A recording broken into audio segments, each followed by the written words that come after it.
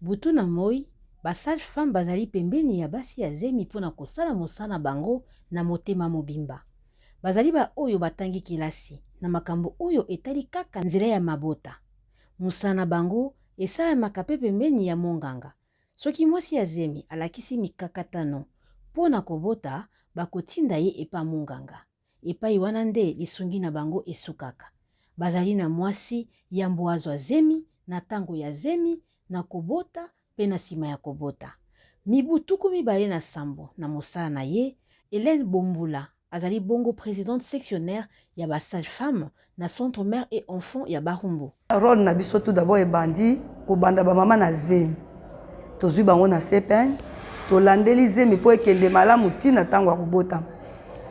Era komi na tango ya kobota aye na salle d'accouchement, toyambi ye na salle d'accouchement, tolandeli évolution pona mama na mwana babota bazala bien. Parce que devise na biso elobi na lokota français, aucune femme ne peut mourir en donnant la vie, aucun enfant ne peut mourir en venant au monde. Donc mwana moko te akoki kokufa parce que aye na mukili, mama pe te akufa parce que aye kobota. Donc rôle na biso faut surveiller na mama na mwana babima bi. Après wana maman aboti to suki ka wana te.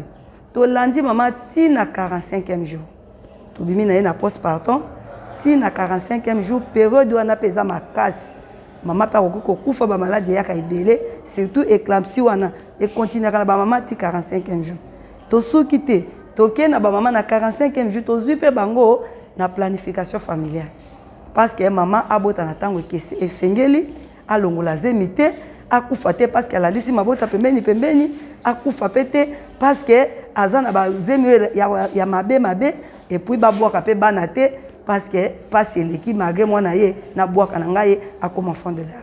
Donc une naissance désirable eza wana pe pona kosunga ba mama nde misala na biso ba sage femme to sala ya. Ba véritable héros dans l'ombre oyo bazali kosala mosala butu na moi na ba condition ya pasi. Esengeli kotia makoki pona koyikisa makasi na mosala ya sage-femme na RDC pona kobunda po ete kufa ya basi tompe bana na tango ya kobota ekita penza. Amboka Kabeya, président national ya Union nationale ya ba accoucheurs pe accoucheuses du Congo. Mortalité maternelle et infantile ezali likambo moko tozali nango ya munene na mboka oyo. Na ngonga moko basi bazokufa pene na misato. Donc na ngonga moko au moins 3 femmes décèdent. Na yango ezali likambo ya pasi pe ya mawa. Donc elakisi ke na RDC tozali na likambo monene na o etali kobota to kogumba zemi pe kobota ya mwasi. Alors rôle ya sage-femme na o etali prévention to lutte contre mortalité oyo ezali principal ye kutu mutu ya yambo na mulongo ya bitumba oyo o esengeli mwasi akufa te na zela ya kobota to akufa na sima kobota te moto ya yambo na baye nyonso o tobengi ba minganga mutu ya yambo na nzela wana ezali nde sage-femme. Donc rôle na ye ezali principal. Ambroka Kabeya abeti mbela koloba ete mosala ya ba sage-femme na RDC ezali kosalema kasi mibeko mizali te. Ezali kokambamaka te lokola ya minganga to mpe ba pharmacien.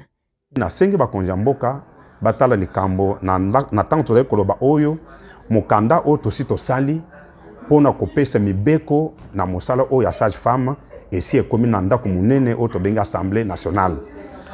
Na bureau ya mokonzi ya assemblée honorable ya assemblée générale mokanda na biso esi ekomi kuna tozali kosenga bakonzi batala mobeko oyo ebima bavote yango po basi bazala en sécurité na tango ya kobota. Mosala eye ya sage-femme ezali mingi pona basi pamba te mibali bazali kaka 2,6% na kati ya mokili mobimba kosala yango. Na mokolo ya lelo mosala eye ekomi kosalema mingi na balopitalo kasi na tango ya kala ezalaka pe kosalema na bandako. Nathalie Sekabuoro Simurabiye pona VOA Afrique, Kinshasa.